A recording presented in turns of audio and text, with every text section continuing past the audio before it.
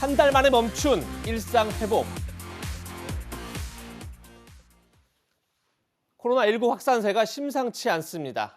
어제 역대 최다 기록이 모두 바뀌었습니다. 오늘 0시 기준 국내 신규 확진자는 5,352명, 위중증 환자는 752명, 사망자는 70명, 모두 역대 최다입니다. 그리고 오미크론 변이 확진자도 3명이 추가돼서 모두 9명이 현재 오미크론에 감염된 것으로 확인됐습니다. 네, 정부는 결국 한 달간 이어온 단계적 일상 회복을 멈추기로 했습니다. 정부 발표 듣고 이야기 이어가겠습니다. 단계적 일상 회복 기간의 생긴 빈틈을 앞으로 4주간 방역의 둑을 탄탄히 봉합하는 데 집중하겠습니다. 감염의 확산세를 빠르게 진정시키기 위해서 사적 모임 인원 제한을 강화, 내일부터 4주 동안 수도권은 최대 6인, 비수도권은 최대 8인까지로 축소하겠습니다. 네, 앞서 들으신 것처럼 다음 주 월요일부터 한 달간 다시 사회적 거리 두기가 강화됩니다. 사적 모임이 가능한 모임 인원 수가 수도권의 경우 10명에서 6명으로, 그리고 비수도권은 12명에서 8명으로 줄어듭니다. 모임 인원을 다시 제한했지만 영업시간을 제한하는 조치는 빠졌습니다. 그러다 보니 일부에선 확산세를 잡기에는 너무 어려운 어정쩡한 방역이 아니냐 이런 비판도 나옵니다. 천은미 교수님, 이번 조치로 방역 효과 있을까요? 어떻게 보십니까? 네, 이번 조치는 사적 인원만 조금 제한이 되었습니다. 영업시간 제한이라든지 집합금지가 들어가 있지 않습니다. 이 말은 우리가 자영업자들의 피해는 최소화하되 국민들에게 경각심을 주는 차원이라고 생각합니다. 다만 이것이 실효성을 보기 위해서는 국민들이 스스로 움직임을 멈춰줘야 되는데 이 효과를 보기 위해서도 보통 한 달 이상이 걸리고요. 예. 지금이 겨울입니다. 예. 그리고 오미크론까지 들어와 있기 때문에 아마도 이 방역 대책으로는 저는 큰 효과는 보지 못한다. 단지 국민들에게 지금은 움직임을 멈춰달라는 시그널이라고 생각합니다. 네. 상황이 이렇다 보니 당장 연말 모임을 취소하는 분들도 많을 텐데요. 단체 손님 예약 취소가 잇따르면서 자영업자들은 또다시 벼랑 끝으로 내몰렸다는 말이 나오고 있습니다. 현장 목소리 들어보시겠습니다. 차라리 뭐 며칠 문을 못 열게 한다는 뭐 그런 거 있잖아요. 전체적으로 해서 딱 셧다운 시키는 뭐 그런 거 사실 장사가 전혀 안 돼서 저희 같은 경우는 문을 닫아요. 연말에 사람도 밤에 쓰고 고기도 좀 쟁여놓고 해서 장사 좀 열심히 하려고 또 했는데 그게 이제 물거품이 됐으니까 사람 뽑을 필요가 없죠. 다 아주 셧다운해서 확실히 코로나 잡고 장사할 수 있는 여건 해주고 현실성 있게 현실 보상금을 정확히 줬으면 감사하겠습니다. 네, 하 기자 같이 들으셨지만 아예 셧다운을 하고 코로나를 완벽히 잡은 후에 다시 방역 조치를 하자는 취지로 말씀하셨는데 어떻게 생각하세요? 그렇게 하면은 사실 소상공인이나 자영업자들은 좋겠지만은 사실 이제 돈 문제죠. 지금 현재 이제 코로나 전체 확산세로 보면 사실 4단계나 마찬가지거든요. 수도권 4단계, 지방 3단계입니다. 이런 경우에 사실은 유흥업소 같은 경우에는 아예 집합금지 대상이고 나머지 식당이라든가 뭐 수영장 이런 데도 사실 집합 제한 대상이거든요. 그런데 이렇게 했을 경우에 어떻게 해야 돼요? 정부가 돈을 줘야 되는 거예요. 보상을 해줘야 되잖아요. 지금 같은 경우에는 그런 걸 안 했을 경우에 스스로 만약에 손님이 적게 온다고 문을 닫았다. 그건 그냥 자기가 그냥 손해를 감수하는 거예요. 그런데 내년에 지금 4분기에 만약에 보상을 하려고 내년 지금 예산에 반영된 게 2조 2천억입니다. 만약에 그 3분기에 지금 보상한 금액이 1조 5천억 정도 되거든요. 그런데 전체를 그게 약 56만 명인가 뿐이 보상을 안 해준 거예요. 근데 우리나라 자영업자만 해도 800만이잖아요. 예. 내년에 전체를 만약에 이거 뭐 집합 금지라든가 아니면 시간 제한을 둬가지고 이거 보상해야 된다. 그러면 50조가 든다는 얘기도. 그러니까 그런 것들이 안 되니까 지금 정부가 이제는 시간 제한은 좀 안 하고 다른 방식으로 어떻게 한번 줄여볼까 하고 제한적으로 지금 얘기를 한 거죠. 예. 조금 전 들으신 것처럼 천은미 교수께서 이 강화된 방역 조치 첫 번째인 사적 모임 제한은 사실상 큰 방역 효과가 없다. 다만 국민에게 보내는 시그널이다 이렇게 밝혔는데 또 다른 카드를 하나 꺼낸 게 있습니다. 바로 방역 패스 확대인데요. 어떻게 확대되냐면 지금까지는 유흥시설, 노래 연습장, 실내 체육시설, 목욕장업 등만 방역 패스를 적용했는데 앞으로 식당, 카페, 학원, 영화관, 공연장 거의 국민이 가는 모든 곳을 백신 접종이 완료됐거나 아니면 PCR 검사 결과 음성이 나온 경우에만 출입을 하라. 이렇게 지금 제한하겠다. 이렇게 밝히고 있습니다.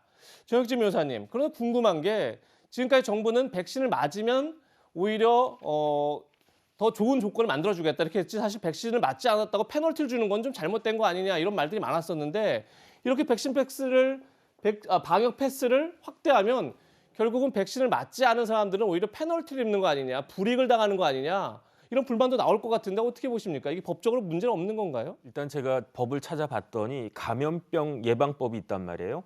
거기에는 어떤 규정이 있냐면 정부나 지방자치단체는 예방접종을 받게끔 할 수 있다 이런 규정이 있어요. 그런데 그 대상이 모든 사람에게 국민 전체에게 백신 접종을 받아라 이렇게 할 수는 없는 거고 환자나 그 가족 동거인 또는 환자하고 접촉한 사람과 같이 감염이 의심되는 사람한테는 정부가 백신을 맞아라, 예방접종을 해라 이렇게 강제할 수는 있는데 그렇기 때문에 무조건적으로 할 수는 없기 때문에 지금 앵커께서 말씀하신 것처럼 원칙적으로는 자발적으로 내가 백신을 맞은 사람에게 인센티브를 주는 그러한 방식이 훨씬 더 그 좋은 방식이다라고 생각은 되는데 예. 그런데 또 그 감염병 예방법에 그 또 여러 가지 규정을 갖다 보면 감염병 예방을 위해서 그 집합 제한이나 금지를 할 수 있고 그다음에 또 방역 지침을 준수하는 것을 명할 수 있단 말이죠. 그래서 이런 여러 가지 규정들을 그 제가 종합적으로 봤을 때에는 미접종자한테 일정한 불이익을 주는 방식이 꼭 위법한 것이다. 그렇게까지 이야기하기는 어렵고 불가피한 측면이 있지 않은가 하는 그런 생각이 듭니다. 네. 또 정부는 내년 2월부터 성인 위주로 적용하던 방역 패스를 청소년에게도 적용하기로 했습니다. 학부모들은 불안한 마음을 감추지 못하고 있는데요. 그 목소리도 들어보시겠습니다. 청소년들에 대해서는 지금 현재 그 유행 자체가 전체 20% 정도 비중을 차지하면서 발생률이 계속 증가하고 있는 상황입니다. 특히 예방접종이 성인에 비해서 상당히 낮은 수준이라서 방역 패스 대상을 좀 확대할 필요가 있다고 판단하고 있습니다. 학원을 보내려면 결국 맞춰야 되는 건데 부작용이나 이런 거에 대해서는 누구도 책임을 져줄 수가 없는 건데. 네, 교수님 사실상 학원이나 독서실을 이용하는 학생들은 백신을 접종하는 것을 강제하는 것 아니냐 이런 지적들이 나오고 있어요. 그렇다 보니까 학부모들은 부작용 우려에 대한 목소리가 나올 수밖에 없는데 저희가 좀 어떻게 이 상황을 봐야 될까요? 방역 패스라고 하는 것은 우리가 확진자를 증가시키고 고위험 시설에서 이제 필요한 거였는데 사실 부모님 입장에서 우리나라는 학원을 다 다니지 않습니까? 그런데 그렇죠. 예, 학교보다 학원이 사실 머무는 시간이 훨씬 적고 마스크를 쓰고 있으면 식사를 안 해요. 또 그렇게 되면 학교도 똑같이 방역 패스가 적용이 되어야 될 수가 있습니다. 예. 평평성을 생각하면 그래서 학원까지 못 가게 하는 거는 모든 학생이 지금 백신을 맞으라는 얘기인데 만일 백신이 독감처럼 지금 부작용이 없다면은 부모님들이 다 맞으실 거예요. 예. 지금 백신 접종률을 보시면 만 16세 이상은 60%가 넘어요. 그 학생들은 수능을 곧 봐야 되고 많은 사람을 만나니까 그리고 성장이 거의 끝났기 때문에 좀 맞겠지만 그 이해 학생들은 단기, 장기 부작용이 전혀 지금 잘 모르는 데다가 부모님들이 맞아보시니까 상당히 힘드신 분도 계셨거든요. 예. 그런 걸 생각한다면 좀 굉장히 꺼리시게 되고 또 심근형 부작용이라든지 이런 기타 부작용들에 대해서 아직까지 잘 알려지지도 않았지만 정부에서 적극적인 지원도 조금 부족한 면이 있습니다. 이런 걸 고려한다면 저는 학원에 대한 방역 패스는 지금이라도 다시 고려를 해야 된다고 생각을 합니다. 네. 이런 가운데 전파력이 델타 변이보다 더 높은 오미크론 변이 감염자가 9명으로 늘었습니다. 지난달 24일이죠. 나이지리아에서 한국으로 들어온 40대 목사 부부를 시작으로 해서 목사 부부의 아들 그리고 목사 부부를 집에 데려다준 외국 국적의 30대 남성, 그 남성의 아내, 장모, 지인 등으로 점점 확산되고 있는 그런 양상인데요.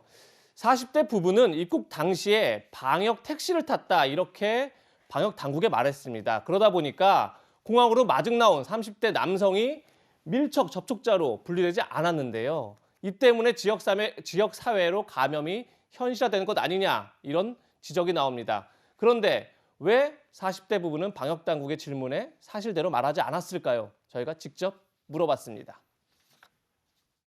방역 택시 타신 거죠? 그렇게 말씀하셨는데 한참 생각했죠. 방역택시가 뭔가. 그래서 우리 그 지인이 가지고 온 그것도 방역택시인가 하고, 네, 차 타고 갔죠. 이렇게 말했죠. 밖에서 버스 타고 자가용 몰고 또 밖에 걸어다니는 사람들은 다 안 끼고 있더라고요. 백신 맞으면 뭐 100% 다 그게 되는 줄 알았죠. 나라에서 이렇게 지금 우리 때문에 지금 난리인데 너무 죄송하죠. 죄송한데 사람들한테도 미안하고.